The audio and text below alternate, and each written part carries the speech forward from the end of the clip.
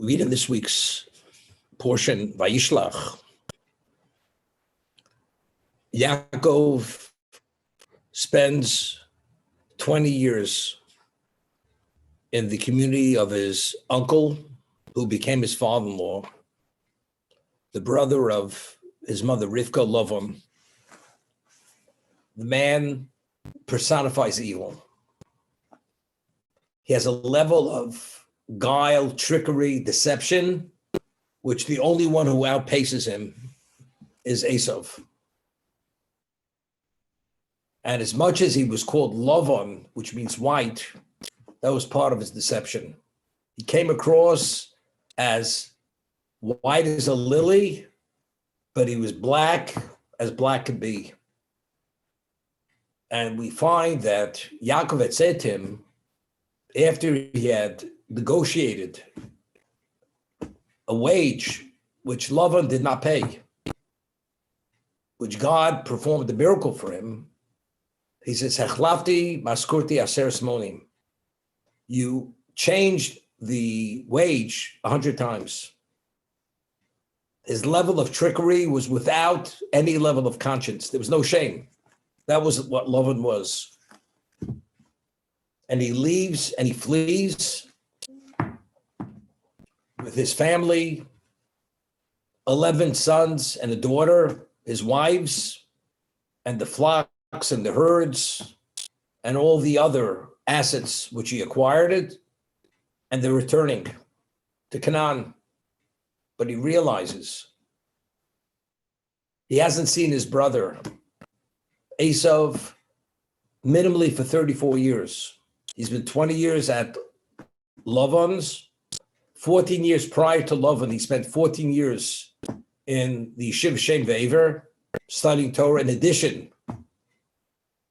to the 63 years that he was when he had taken the birthright, the blessings of the birthright. He was quantified by the Torah as Yaakov Ishtam Yoshiv Holim. He's the man of the tent of Torah, but additionally he added another 14 years. And finally, he's returning. When he went to Haran, which was the community of his mother, God gave him certain guarantees that he will watch over him. I will bring you back. And he had requested of Hashem, Ushmorani, I want you to watch over me.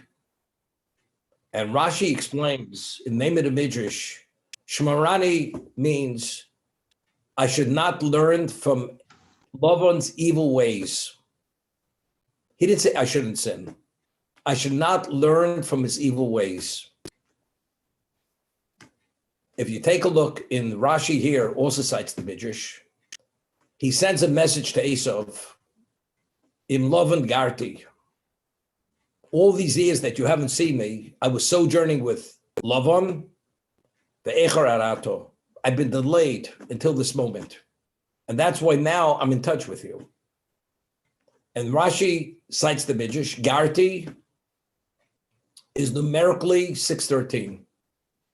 The numerical value of the letters Garti is 613, meaning Tarig Mitzvah Shamarti. I observed meticulously the 613 precepts of the Torah, dictates. V'lo lamarti mimasav haroim. And I did not learn from Lavan's evil ways.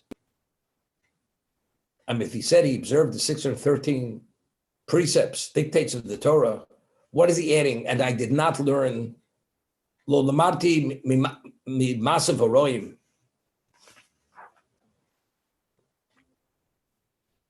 Lamarti masav haroim. I did not learn from his evil ways. Seems to be superfluous. If you kept the 613 precepts, you didn't learn from his evil ways. And really, that is exactly what originally he had asked. Watch over me, I should not learn from his evil ways. So seemingly, initially, the understanding was not to sin. But we see over here, it's more than not sinning. I should not learn from his evil ways. I explained, especially according to the Ramchal, in Mesillas Yesharim, when he speaks about the virtue of cleanliness, a person, the Talmud discusses that anger is one of the most negative characteristic a person could possess. Anger. A person, although we're subject to it, but you suppress it, you control it, you hold it at bay. A person who achieves a level of the virtue of cleanliness, he's at a point, he doesn't have to suppress it. He's not touched whatsoever, that there's even a basis to have to control anger. He's actually cleansed of that negative characteristic. When we speak about a tzaddik, what is a tzaddik? A person who's devoutly righteous. He does everything right. But although he does everything right, he still has temptation, and he has to continuously, as we say in the vernacular, he has to fight his demons to control those inclinations that he has, although he's a tzaddik. What about if the tzaddik would see all that he's inclined to in the most extreme negative context? He would see it as abominable, as detestable. There's nothing to suppress. We find that Moshe Rabbeinu, when he speaks to the Jewish people, the last 36 days of his life, he says, we went through and you experienced and saw Shikutseim v'Guleim. You saw their idolatry that was as detestable, as disgusting as rodents and as obnoxious and again, detestable as dung, idolatry. So Moshe is referring to idolatry as rodents, putrid rodents, and dung. Then he says, but you know, if any one of you have been affected by it, but if something's dung or rodents, how could you be affected by it? Who's attracted to dung? Who's attracted to putrid rodents? The answer is that a human being, with time, we acclimate ourselves to many things. And if you're exposed to something long enough, although you know it's wrong, you don't see it any longer because you have to coexist with it. You don't see it in a detestable, abominable context. Once you stop seeing it in that context, you never know how it could affect you. You could be affected by it. You're closer to it. Once you're closer to it, you could be tinged by it. You could be soiled by it. Although not in action, but conceptually, there's a draw towards it. When Yaakov had prayed, Ushmorani, watch over me, not only did he pray that he should not cross lines and transgress, he prayed that as he left his spiritual cocoon of his parents' home, of the yeshiva of Shem and Aver, where there's no question, when he walked out of those doors, he saw the world as an abomination, paganism, human sacrifice, intolerable. He was pained by whatever that represented. But now when he comes to Haran, for an extended period of time, he's going to be exposed to things which, to survive, very often a person naturally acclimates himself. Otherwise, how do you survive? He says, I want to always see it in the most negative light. It should always be abominable to me, detestable to me. And as a result of that, I will not be tinged or soiled by it. Although I see it in an intolerable state. So when Yaakov says to Esav, in Lavan Garti, the Targum Mitzvah Shemarti, I observed the 613 precepts, dictates of the Torah. It was even more than that. Lo lamadti ma'asav haroim. I did not learn from his evil ways. I always saw him, not only did I keep him at bay, I saw him as a monster. His behavior, his actions, what he represented with something, I did not want to go near. That's how objectionable it was. That's how detestable it was. So when he's saying to Esav, you think by being exposed to a person who you understand who that person is better than I, because you outpaced him, but you understand what he is. I left not only unscathed, I left untainted. I left as pure as I was when I came, and even purer because I was able to withstand all that exposure, and therefore I'm even more advanced than I was when I arrived. That's what Yaakov is communicating to Esav. So it's not only Targ Mitzvah Shamarti, I observed the dictates completely, Lo Lamarti B'Masav Roim. There's always the subliminal spiritual erosion, which we all experience. People say, you studied in yeshiva with a certain person, and you hadn't seen him for 50 years, and you meet him, and you say, it's unbelievable. 50 years later, he's as devout, as involved, as if he never walked out of the confines of the yeshiva, although he was exposed to the world. It's almost like miraculous.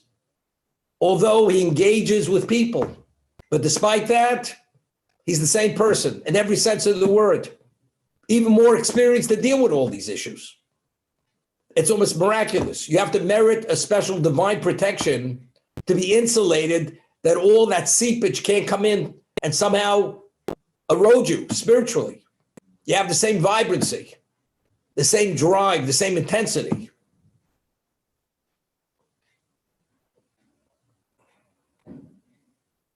Avram Avinu is quantified as Ivri. Ivri, we find, Chazal tell us, Hu me'ever echad chol olam me'ever hasheni. He took on the world single-handedly. You know what that means? He's one individual, a pagan world, the four mightiest kings, all the most extreme negative influences, human sacrifice, incest, adultery, witchcraft. There's no word to describe the impurity of existence. It was a world that was dark, impure. It was the abyss of impurity.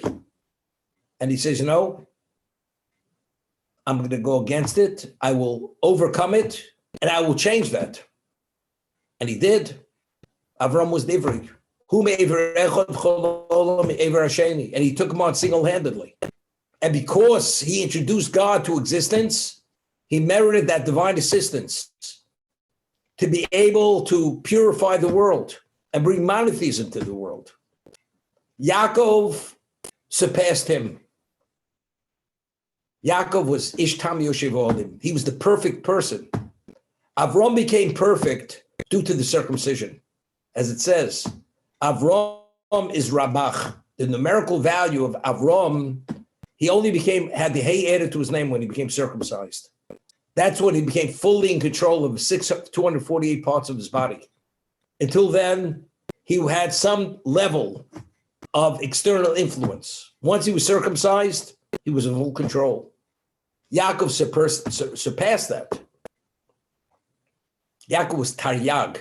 Although it says Avram observed Taryag, but Yaakov being the man of Torah, Ishtam Yoshev Olim, Titin Emes Yaakov. The attribute of Yaakov was emes, truth. Truth is unadulterated purity. That's what it is. Unadulterated truth.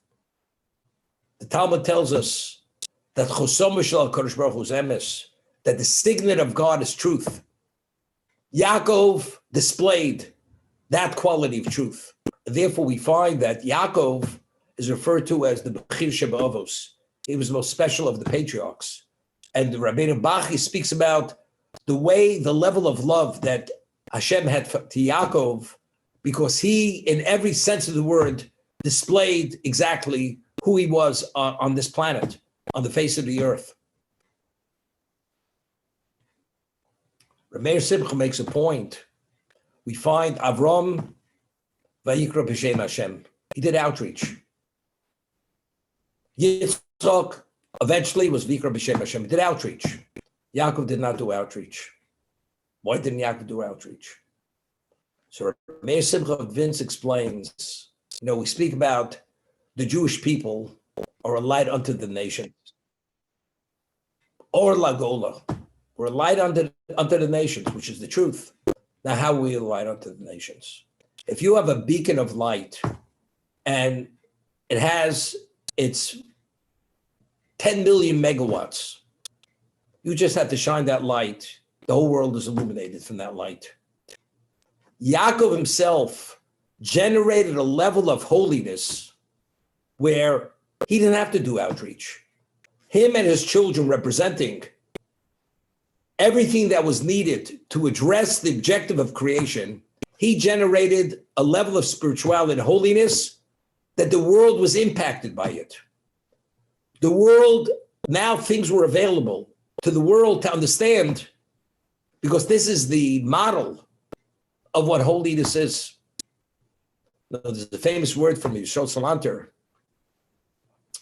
When the Jew speaks Lashon Hara in Vilna, another Jew violates Shabbos in Brisk. Why? Because when you speak Lashon Hara, you speak what you shouldn't say, it generates a level of impurity which causes a lack of clarity, and that takes down the system. Now the understanding and appreciation, internalization of Shabbos is no longer the same. Once the internalization is not the same, a Jew violates Shabbos in Brisk, and violating Shabbos is much more serious than speaking Lashon Hara. One carries a very serious liability. The Lashon Hara doesn't have that level of liability. But again, it goes to the other way. When we generate that level of holiness and Kedusha and spirituality, it actually purifies the whole atmosphere of existence. Now the world sees it differently.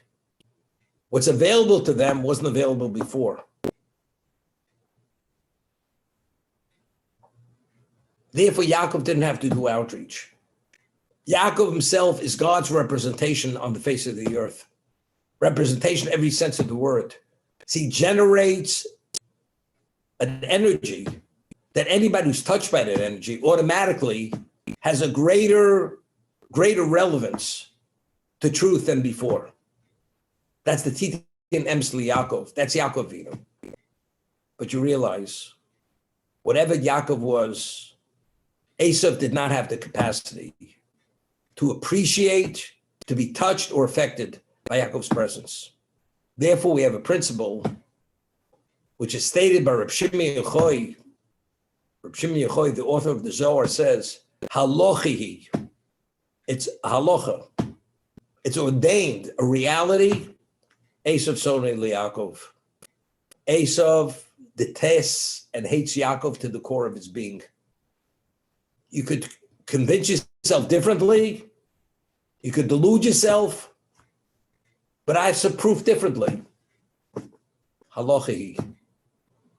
As God ordained certain things at Sinai, it's divine reality. It's reality. Esav Sonei Yaakov. These two entities cannot coexist. One has the upper hand, the other one has the lower hand. If Esav, God forbid, has the upper hand, we have really serious problems. We'll be under the heel of Esav, who will try to decimate us, to destroy us. And when they destroyed the second temple, they destroyed it with a vengeance. You read Josephus, who was a historian. He was a general in the Roman army. He was a Jew. And he had a recording of what happened there, although they say he didn't report accurately because he was involved with the Romans. But he writes over there that when the Romans destroyed the temple and they massacred and slaughtered the Jews, there was rivers of blood flowing in the streets of Yerushalayim, to that degree. This is Esav Sonei Yaakov. When the Yodayim Yedei Esav, when the hands of Jacob, of Esau, it's, God forbid, we're talking about Holocaust. We're talking about Nazis. The Nazis are the incarnation of evil. That's Amalek. Amalek is the most extreme level of evil representation of Edom. Amalek is the child of Edom, of Esav. So the most extreme level of Esav Sonei Yaakov is displayed and expressed by Amalek. That's what it is. Yaakov now comes back and he says to Esav, sends him a message. All these years, we haven't seen one another for 34 years, more, little more. I've been sojourning with Lavan, and I've been the reason why you haven't seen me in all these years is because I've been delayed. Okay?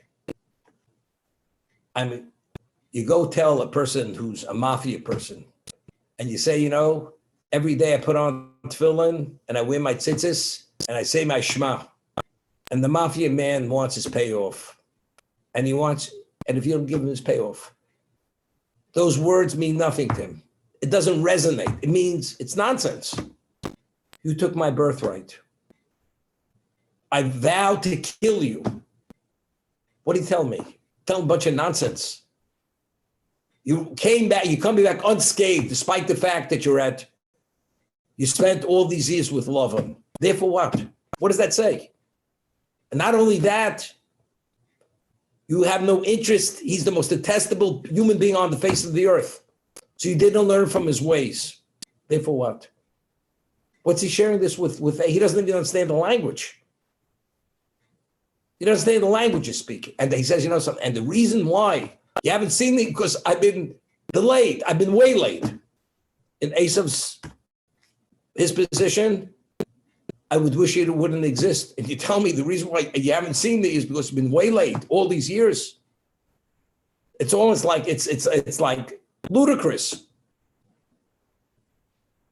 Esav says, I wish I wouldn't even have to think about you. And you tell me, you know why you haven't seen me? Because I've been waylaid. What's exactly is he doing? I mean, he's putting his finger in Esav's eye over here. It's more than ruffling his feathers. He's putting salt on the wounds. He's picking on an old wound over here. What's exactly Yaakov trying to tell him?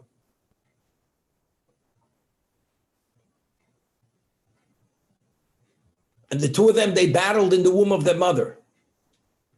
The good and evil. When they emerged from the womb, they're worlds apart already, the two of them. So this is an old fight going back, way back. It only came to climaxed when Yaakov took the blessings, which were rightfully his, the birthright.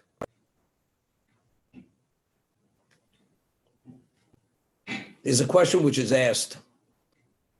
I haven't seen it asked, but I asked the question. Yaakov, why did he have to spend 14 years? So Lavan should be agreeable that he should marry his two daughters. If Avram had given Eliezer all this wealth to negotiate the hand of Rivka, because Avram knew exactly what family was all about, that they're going to want a pound of flesh and more. Otherwise, they're not releasing their daughter as a wife. So what happened to Yaakov's wealth? Yitzchak had tremendous wealth. Don't you think that Rivka, knowing exactly what her brother's all about, explained to Yitzchak what they're all about? And there's no question, Yaakov, when he went to find the wife, he went with great wealth. What happened to the wealth? What happened to the wealth was, as the Midrash tells us, that Eliphaz, the son of Esav, was sent to pursue Yaakov to kill him. On the way to Choron. So Yaakov says to Eliphaz, why are you going to kill me? He says, because my father commanded me to kill you, and I have to fulfill the mitzvah of honoring my father's wishes. He says, but didn't you learn under the tutelage of your grandfather that Ani Choshev Kemes, that an impoverished person is like, he's no longer an existent person. He no longer has value. Take all my wealth, and you've actually fulfilled the wishes of your father. You've taken my life. Eliphaz was satisfied with this. Otherwise, he would have killed him. Goes back. Yaakov says, when I crossed that Jordan, it was my walking stick and my shirt on my back. I had nothing more than that, because he had forfeited all his wealth. Now, Esav himself, Eliphaz comes back with all this wealth, and Esav says to Eliphaz, so how did it go? Eliphaz, as we call it in the vernacular, he was the hitman.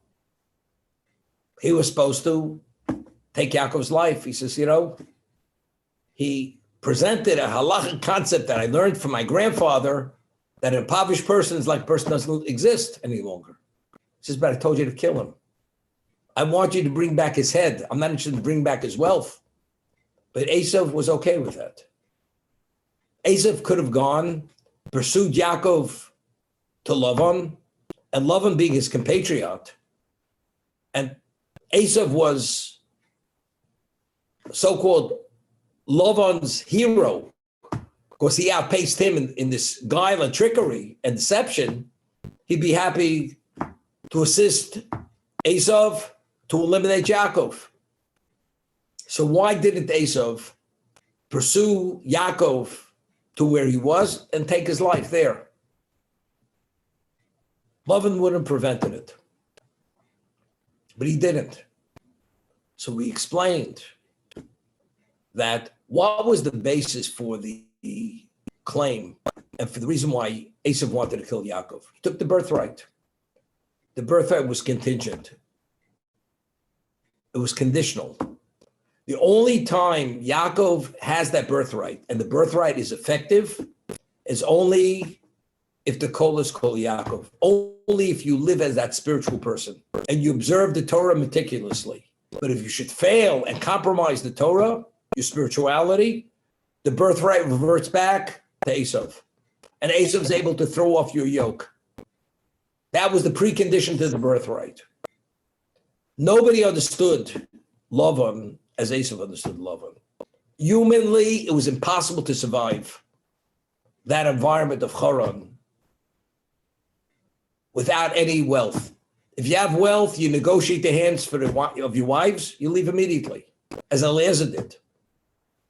But knowing Lavan, Yaakov has to be there minimally 14 years to have those two wives, or even one wife. After that period of time, you will not recognize Yaakov as Yaakov. He'll become Jacques. He's no longer Yaakov, Jacques, Jacques out of Paris or out of somewhere else. He's no longer Yaakov. Once he becomes that, the birthright no longer has relevance to him, it reverts back to him. So why soil his hands and bother? He'll self-destruct. The environment itself is not a survival environment. There's no such thing in that spiritual vacuum. He will disintegrate. Therefore, he had no reason to pursue him. Now, Esav, firstly, had no understanding of what the power of Torah. That's firstly. Now, had no understanding of what that was. The whole concept of Barasi Yitzhar, Barasi Torah Tavlin, that I've created evil inclination, and the antidote to that is the Torah itself. And Yaakov personifying Torah, Yaakov was able to vaporize the evil inclination because of his dimension of Torah. But even that may have been too difficult. But in addition, he had a guarantee from God, I will watch over you. I will bring you back unscathed. That was a guarantee.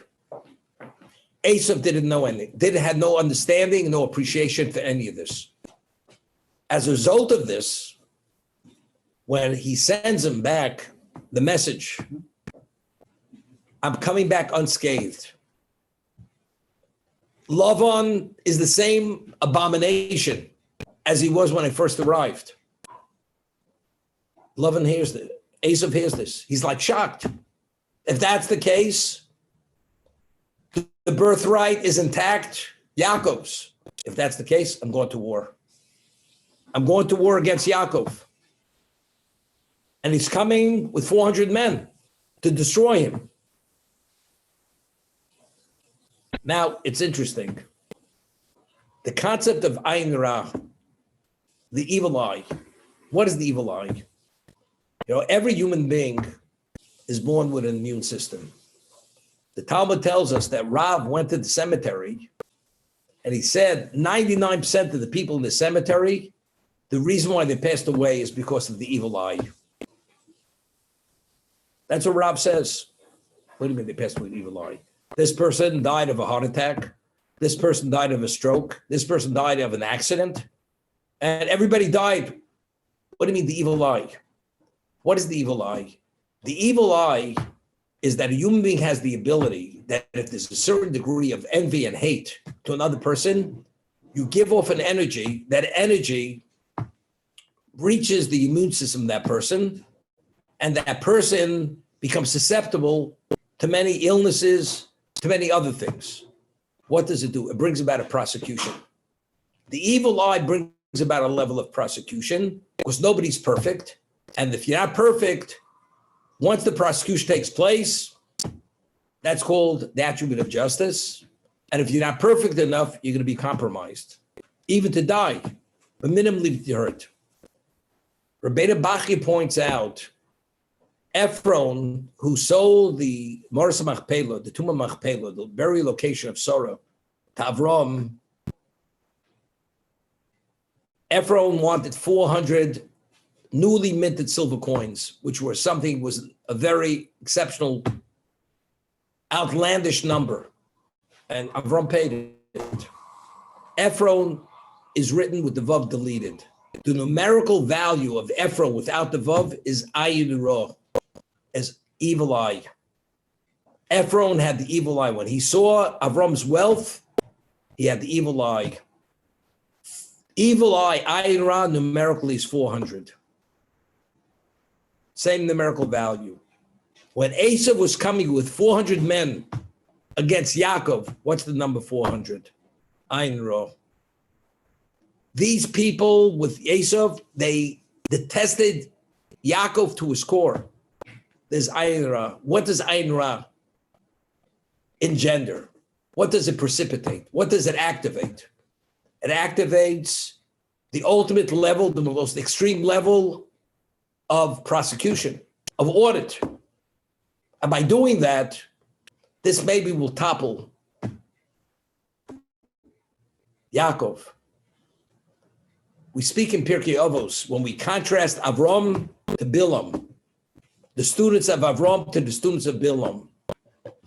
Avram's students were Ayin Tova. The students of Bilam were Ayin Ra, the evil eye. Bilam had the ability to curse that literally could vaporize you just with his curse. Why? Because his core was evil. Evil breeds evil. Evil generates evil. And that's why his curse was so vicious and so all-consuming, because it emanated from that level of prosecution. He could activate a level of prosecution on a person where the person couldn't withstand the attribute of justice. That's what Esau tried to bring about. Although you may have kept it, but Esau believes somehow I'm going to pierce that wall of immunity, and that ultimately will topple you. Yaakov wasn't concerned, but he was concerned to a degree, because later we find he prepares for three things. He supplicates Hashem, which is tefillah. He sends this very valuable gift, herds and flocks, and even diamonds as a gift to Esau, and he prepares for war. Why? Because he says, because I've become diminished because of all the chesed you've done with me. He says, when I crossed the Jordan, I was penniless, I was destitute. And now I'm coming back with 2 camps, family, wealth, unheard of wealth. Maybe I've become soiled with sin. Maybe there's some trace of sin. And if there's any trace of sin, I got a problem. Because the evil eye of Esau and what he represents will actually activate a level of prosecution, and I'm not going to survive it. That's what he was worried about, because he didn't know. Maybe as perfect as I may be, maybe I'm not perfect enough. And if I'm not perfect where I should be, then I will be breached. And if I'm breached, then I will be compromised.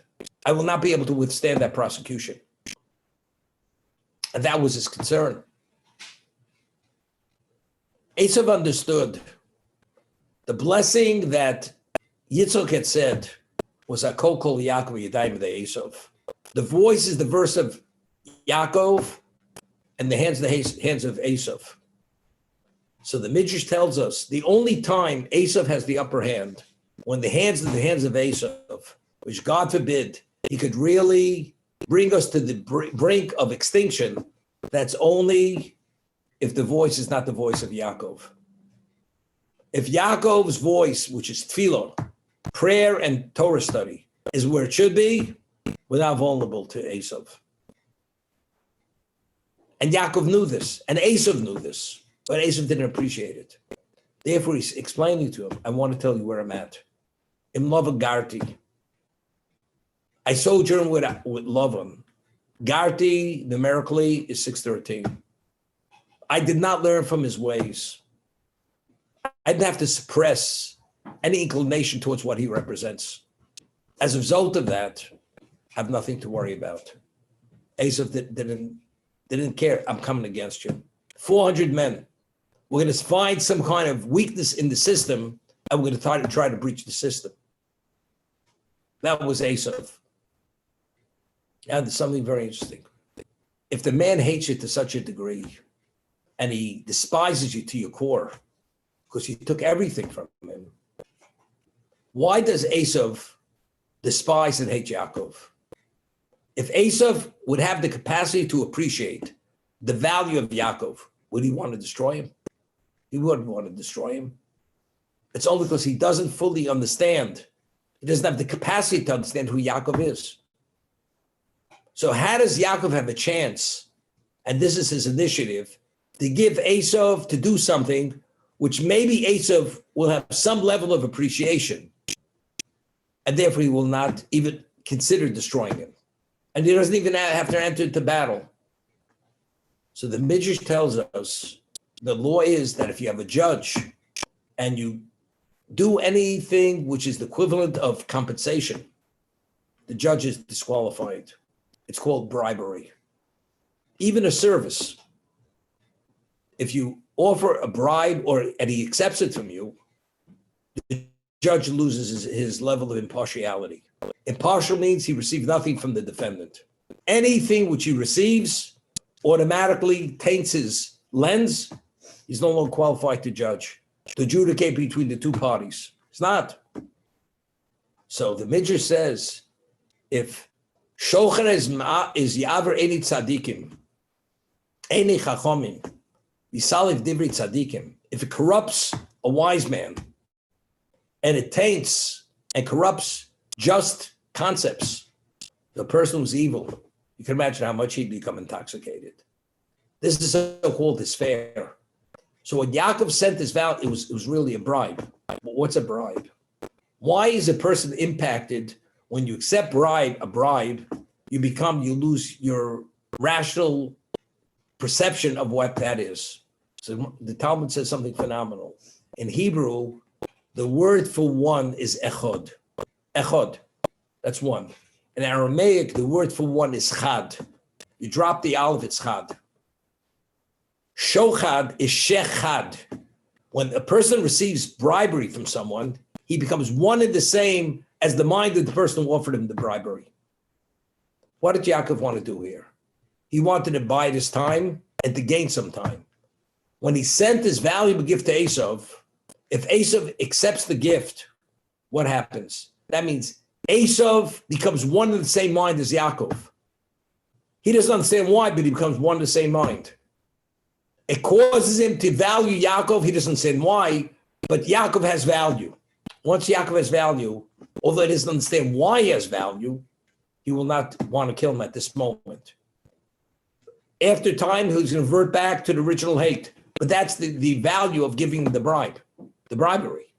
That was the understanding. When we say, give people incentives, you give a child an incentive, you buy him something, you give him something. There's nothing wrong with it, because in that context, it's something positive. Because now the child will listen to the parent, because now the child receiving something becomes in one mindset to study, because the parent wants him to study. That's all. That's the value of giving the incentive. Bribery has a negative connotation because it's usually to corrupt justice. But here, Yaakov, it's called a bribe, but it's really for the sake of survival here.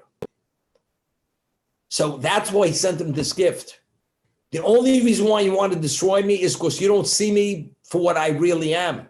But if you would see me as that, or you emotionally would see me as that, although you may not understand, you won't want to kill me.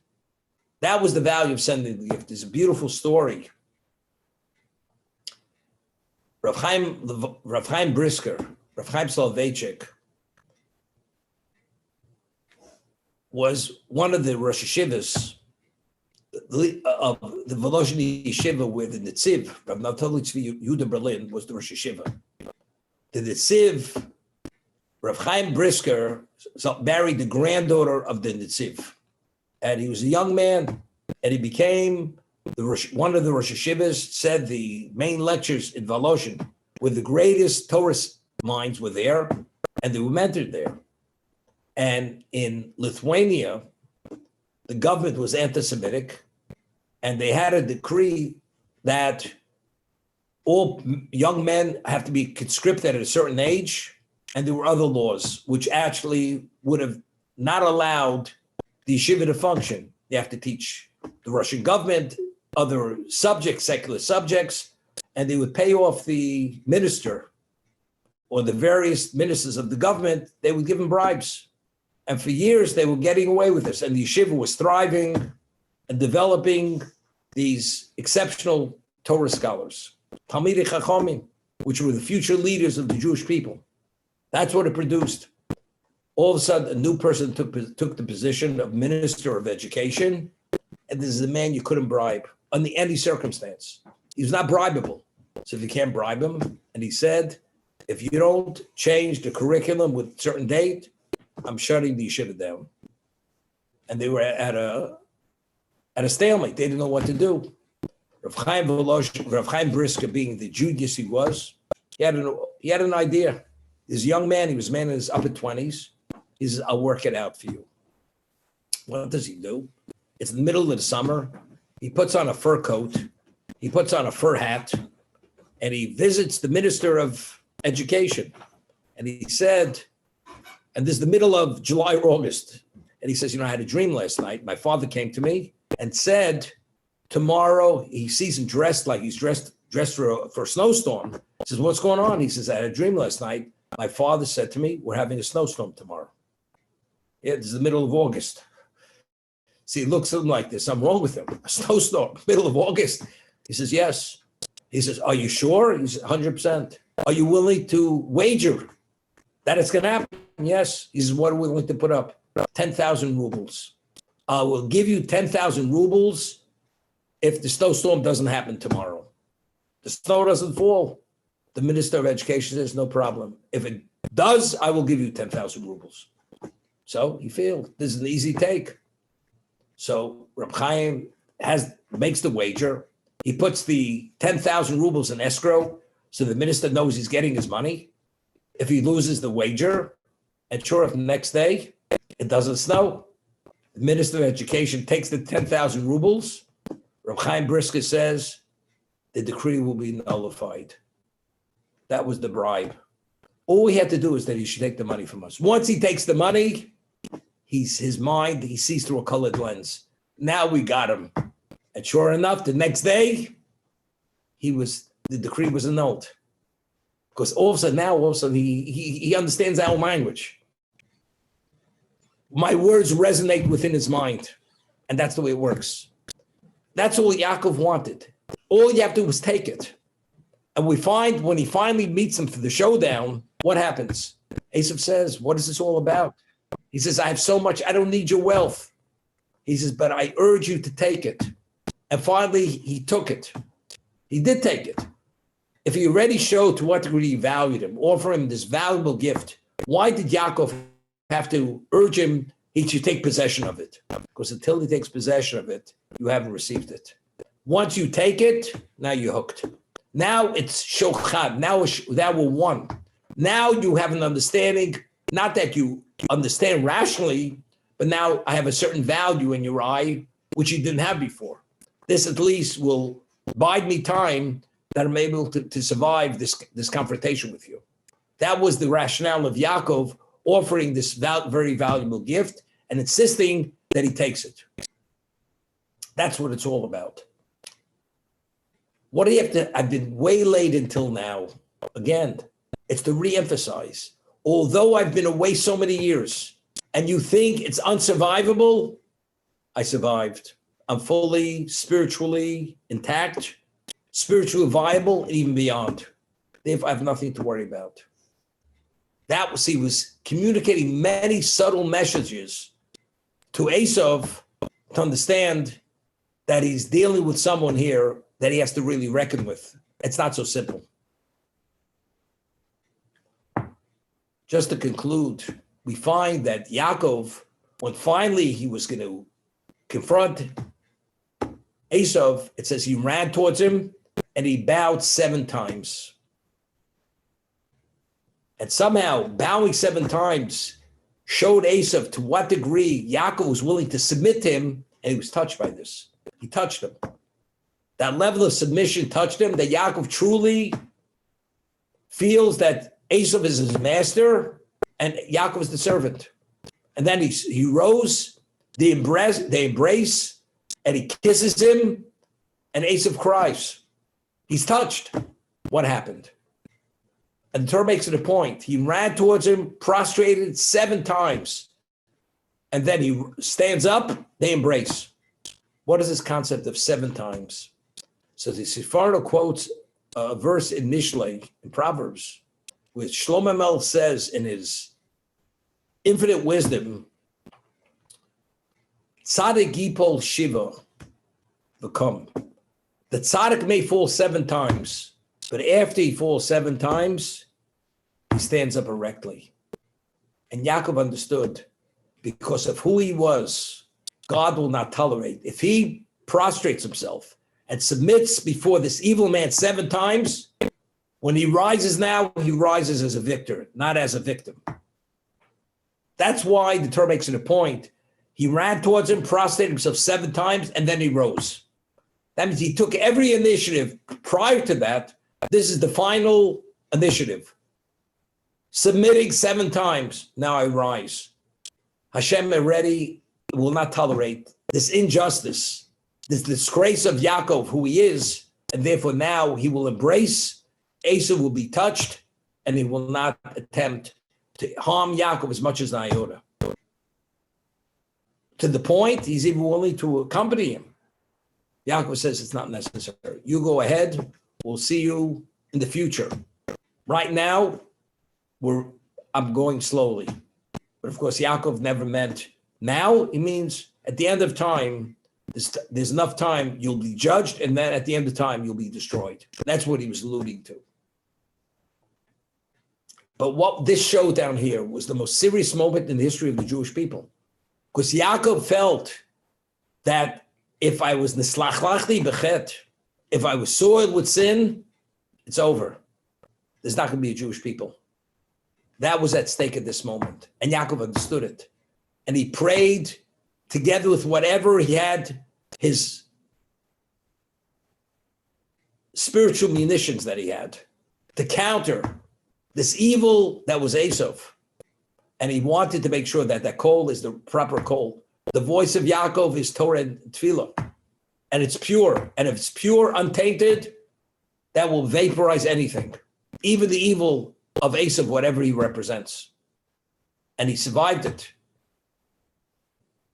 And when it says he came shalem, he was shalem b'toroso. Whole means not only physically, he was wounded by the angel, he was whole, even spiritually whole. Everything worked out exactly as God had promised him, because Yaakov wasn't taking chances. Yaakov, as much as you believe you're there, you always have to up the ante to make sure that you're there, because you never know when you're there, because you may not be there. And that's something we have to learn from Yaakov, that we can't rest on our laurels, and we have to always upgrade, because there's always the level of deception, which we're always being hoodwinked to say we've done enough, maybe we haven't done enough, and therefore we always have to guarantee we're where we should be. And if we always are pushing the boulder up the hill, eventually you don't have the weight of the boulder, but rather it's like going over the top, and Hashem will give you whatever assistance is necessary. We'll conclude here.